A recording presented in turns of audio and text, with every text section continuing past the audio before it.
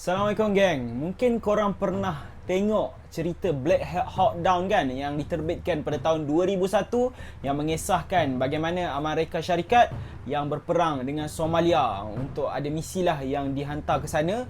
Tetapi diorang tak cerita pun sebenarnya pihak Malaysia pun ada terlibat dalam kisah tu. Dia daripada kisah benar, orang Malaysia terlibat, tapi diorang tak cerita pun. Diorang kisah cerita tentang Amerika Syarikat je, tentera Amerika Syarikat.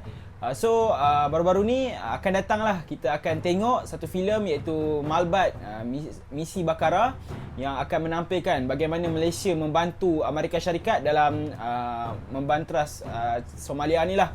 So ini adalah kisah benar. Sebelum korang tengok Misi Malbat, movie dia, tapi korang kena tahu apa yang berlaku sebenarnya dalam kisah benar. So jom kita tengok sama-sama. So untuk jadikan kisah, Malaysia ni memang aktif lah sebagai pasukan pengaman yang dikenali sebagai PBB. So pasukan tentera kita ni agak aktif sebagai tentera pengaman di bawah Panji Pertubuhan Bangsa-Bangsa Bersatu yang dikenali sebagai PBB. Dari tahun 1960, Malaysia pernah pergi ke 35 buah negara seperti Kongo, Lebanon, Sahara, Uganda dan Senegal, dengan melibatkan sejumlah 2,900 atau 2,900 ribu anggota polis serta tentera. Ini termasuklah menghantar pasukan Malaysia Battalion yang dikenali sebagai Malbat ke Somalia dalam usaha menjaga keamanan negara tersebut. So kalau korang nak tahu kisah sebenarnya, Somalia ni merupakan negara, kita ceritalah pasal Somalia, apa yang berlaku sebenarnya kat Somalia. So Somalia ni merupakan negara yang sentiasa bergolak dan selalu berlakunya perang saudara sejak mendapat kemerdekaan mereka pada tahun 1960. Disebabkan Somalia ini dia terlalu banyak puak, mereka ni sentiasa berperang antara satu sama lain. Diorang ni tak sekufu lah, diorang tak bekerjasama. Diorang ni memang tak sehaluan. So diorang asyik-asyik berperang kan. So pada tahun 1969, Muhammad Said Barry, nama seorang pemimpin ya, telah bertindak merampas kuasa dan melantik diri beliau ni menjadi presiden sehingga tahun 1991. So 1969 sehingga 1991. So tapi pemerintahan dia ni tak kekal lama, apabila digulingkan oleh kumpulan dalam Somalia tu juga yang dikenali sebagai United Somali Congress, ya, atau lebih dikenali singkatannya USC. So selepas Presiden Somalia ni digulingkan oleh USC tu, mereka ni, kumpulan USC ni telah berpecah kepada dua. Selepas diorang guling ke presiden tu, diorang berpecah kepada dua kumpulan. USC tu, yang pertama diketuai oleh Ali Mahdi Muhammad dan yang kedua Muhammad Farah Aidid. So ada dua kumpulan. Lepas diorang guling ke presiden tu, diorang berpecah kepada dua kumpulan. Ada dua ketua lah kat situ. So melalui perpecahan kumpulan ini, muncul pula gerakan kumpulan militia yang lebih kecil mendorong berlakunya perang saudara di Mogadishu, satu wilayah yang ada dekat Somalia tu lah, yang mengakibatkan hilangnya nyawa hampir 20,000 nyawa orang Somalia ketika itu. So perang saudara yang berlaku ini menyebabkan kawasan pertanian dan menyebabkan bekalan terputus. Maksudnya pertanian dah rosak, ada punya bekalan makanan untuk masyarakat Somalia ni habis, terputus sebab ialah perangan, diorang hancurkan semua.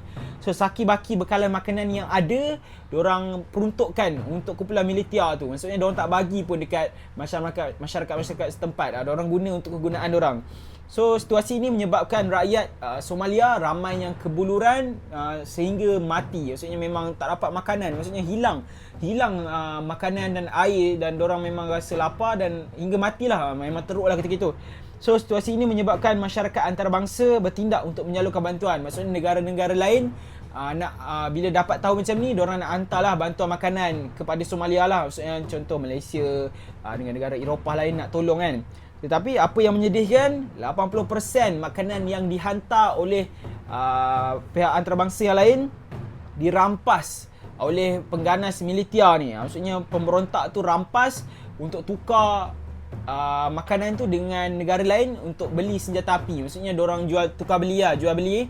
Diorang tukar makanan yang orang sumbang dekat masyarakat Somalia ni, diorang ambil, diorang pergi jual untuk tukar dengan senjata api. Memang jahat ketika itu. So diorang ni memang tak bagi rakyat diorang ni makan makanan yang diberikan. So disebabkan hal ini, lebih 300,000 orang mati kebeluran dari tahun 1991 sehingga tahun 1992. Dekat hampir 2 tahun memang ramai mati disebabkan tak ada makanan. Memang bekalan terputus ketika itu. So pada Ogos 1992, pasukan tentera pemerhati di bawah Panji PBB, di bawah PBB dihantar ke Somalia bagi menyalurkan bantuan kemanusiaan dan operasi. Maksudnya sebab ialah diorang hantar makanan je tak jalan, so diorang terpaksa hantar orang lah, atau hantar beberapa unit untuk hantar sendiri makanan tu. Misi ni, operasi ni dinamakan Operation Provide Relief, UNOSOM Palang 1. So tapi malangnya sekali lagi ia turut dirampas oleh kumpulan militer. Maksudnya diorang hantar unit untuk hantar makanan pun, makanan tu tetap dirampas oleh kumpulan yang pemberontak tu lah.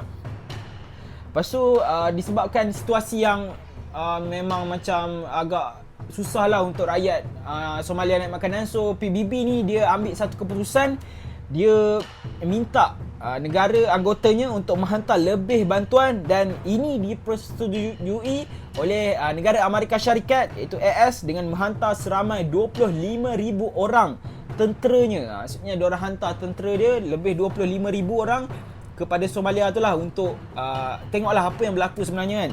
So operasi ini dinamakan sebagai Operation Restore Hope yang bertujuan untuk memantau penghantaran bekalan makanan dengan selamat. Tak lama selepas keadaan Somalia mula stabil, maksudnya lepas diorang hantar tu, diorang nampak stabil sikit kan, Presiden Amerika Syarikat yang baru Bill Clinton pula mengurangkan kehadiran mereka. Maksudnya bila diorang dah hantar tentera, nampak terkawal. Maksudnya dalam Somalia tu makanan dapat dan sebagainya kan. So Presiden Amerika ketika itu, diorang nampak situasi tu dah okey, diorang kurangkan kehadiran tentera. Maksudnya daripada 25,000 tu diorang kurangkan daripada separuh jadi 15 atau 10,000, dan minta PBB mengambil alih operasi kemanusiaan di sana. Maksudnya tentera Amerika ni macam dah macam okey kan, dah tentera dah kawal sebagainya, so diorang minta lah PBB hantar diorang punya unit pula kan. So sebaik saja PBB ambil alih operasi kemanusiaan pada Mac 1993, PBB membuat rancangan untuk membina kembali Somalia. Sebab Somalia kan dah musnah sebab perang dan sebagainya, so diorang nak bangunkan balik lah apa yang musnah kat Somalia tu. So bagi memastikan rakyat Somalia mematuhi peraturan dan memilih kerajaan baru, so operasi ini dinamakan sebagai UNOSOM 2. Tadi UNOSOM 1, ini UNOSOM 2. So Bill Clinton iaitu Presiden Amerika Syarikat ketika itu pada Jun 1993 memerintahkan tentera AS dikurangkan 1,200 orang di Somalia, dan mimpi buruk kembali melanda apabila 24 orang tentera Pakistan dibunuh oleh pemberontak semasa membuat pemeriksaan tempat simpanan senjata militer. Maksudnya tentera Amerika dah kurangkan senjata, tapi bila dah kurangkan, tiba-tiba ada dapat berita yang tentera Pakistan diorang pun hantar, Pakistan pun ada hantar tentera. So diorang nak check simpanan senjata, tetapi 24 orang dibunuh ketika itu. Maksudnya pengganas tu bunuh 24 orang. So pembunuhan tentera Pakistan ini dikatakan didalangi oleh kumpulan militer yang diketuai oleh Muhammad Farah Aidid. Lantas selepas itu AS menawarkan ganjaran $25,000 untuk menangkapnya. So bila berlakunya pembunuhan tentera Pakistan tu, Amerika Syarikat tawarkan siapa yang dapat Aidid ni, siapa yang dapat bunuh dia, dapat tangkap dia, dapat ganjaran $25,000. So kemudian PBB dan Amerika Syarikat melancarkan beberapa serangan di Mogadishu untuk membunuh Aidid. Diorang terpaksa lah hantar sebab sebab dia macam ketua kan, so nak tangkap ketua tu. So 4 orang wartawan barat malangnya terkorban dibunuh oleh kumpulan perusuh semasa cuba membuat liputan serangan tersebut. So ketika itu ada wartawan kan untuk bagi tahu liputan kat luar juga turut dibunuh. So pada 8 Ogos 1993, kemudian 4 orang tentera AS lagi terkorban akibat letupan periuk api, dan 6 orang tentera cedera 2 minggu kemudian. Maksudnya pada selepas itu, dorang ada tentera AS ni terkena periuk api yang dibuat oleh tentera berganas lah. So disebabkan kes pembunuhan ke atas tentera pengaman PBB dan orang awam, PBB meminta AS Amerika Syarikat untuk menghantar pasukan elit Delta Force dan Army Ranger. Ini unit khas Amerika Syarikat. Dan pada 3 Oktober 1993, Amerika Syarikat mendapat maklumat bahawa Aidid Aidit ni akan bermesyuarat di sebuah bangunan dekat Somalia tu bersama orang bawahan yang terletak di Bakara Market. Di sinilah sebenarnya apa yang berlaku. Itu nama dia Bakara Market. Tempat tu lah nama Bakara. So diorang dapat tahu yang Aidit ni akan buat mesyuarat dekat bangunan bertingkat 2 bersama orang bawahan dia dekat Bakara Market ni lah. Tu pasar kat Bakara ni. So serentak lepas diorang tahu tu, pasukan Delta Force dan Army Rangers dihantar bersama dengan helikopter AH-1 Cobra, UH-60 Black Hawk dan Little Bird. 3 helikopter dihantar dan Delta Force ditugaskan untuk menyerbu bangunan untuk menangkap Aidit dan orang bawahan dia.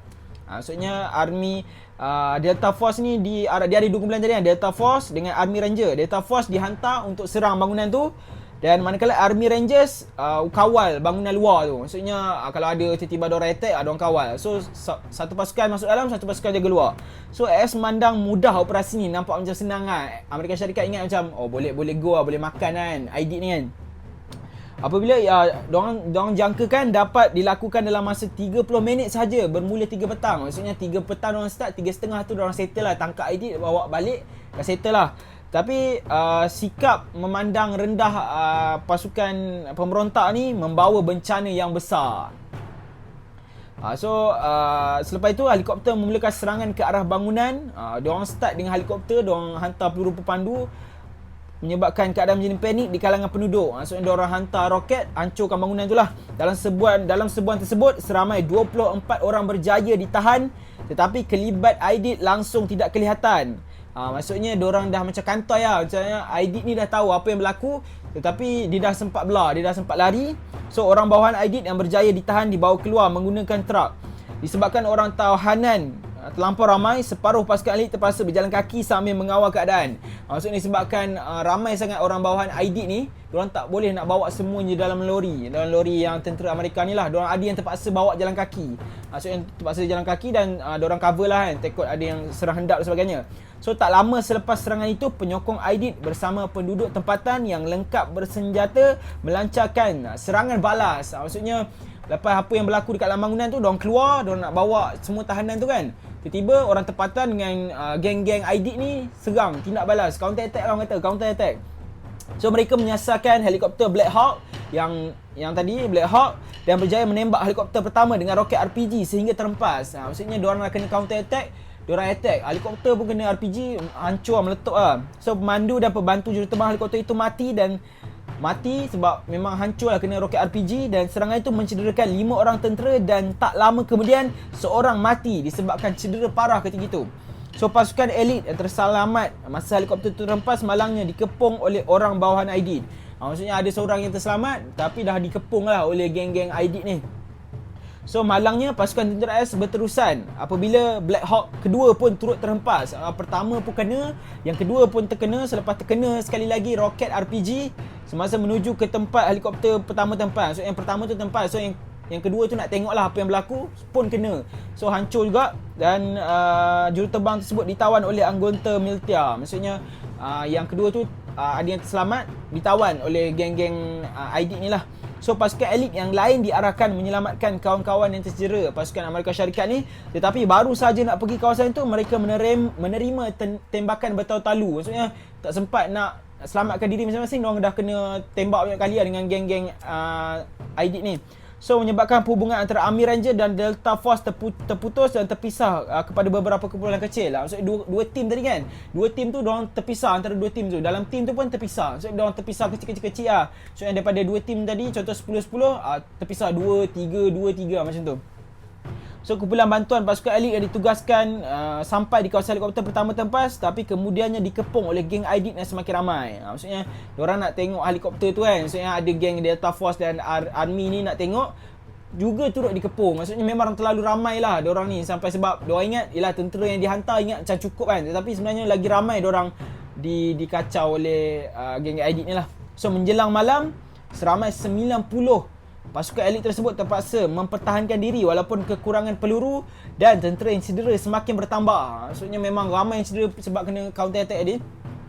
So lebih memilukan ada anggota tentera AS yang terbunuh telah diseret oleh penduduk tempatan sepanjang Bakara Market. Maksudnya dah mati, dia ikat kat tali. Tentera Amerika ni diusung oleh penduduk-penduduk dekat situ lah. Memang diorang kejam lah ketika itu. Memang diorang macam anggap memang musuhan. So diorang tarik dengan keadaan tak berbaju. Ada yang tak berbaju, diorang tarik keliling lah market tu kan. So keadaan yang semakin buruk menyebabkan AS terpaksa meminta bantuan pasukan pengaman Malaysia dan Pakistan. Amerika Syarikat minta dua negara bantu, Malaysia dan Pakistan. Dan tentera Malaysia ditugaskan untuk menyediakan kereta perisai diberi nama Condor, dan manakala tentera Pakistan ditugaskan membawa kereta kebal. Disebabkan video ni panjang sangat, kita buat part 2. So kalau korang nak part 2, korang video yang seterusnya. Okay, bagaimana Malaysia tolong dan bagaimana Malaysia boleh menang dan bagaimana diorang terselamat daripada ancaman ni, korang boleh subscribe dan kita akan jumpa di next video. So kalau korang nak tengok video akan datang, korang nantilah kita buat part 2. So saya Nasiruddin Zaini, kita jumpa di video akan datang. Bye bye. Assalamualaikum.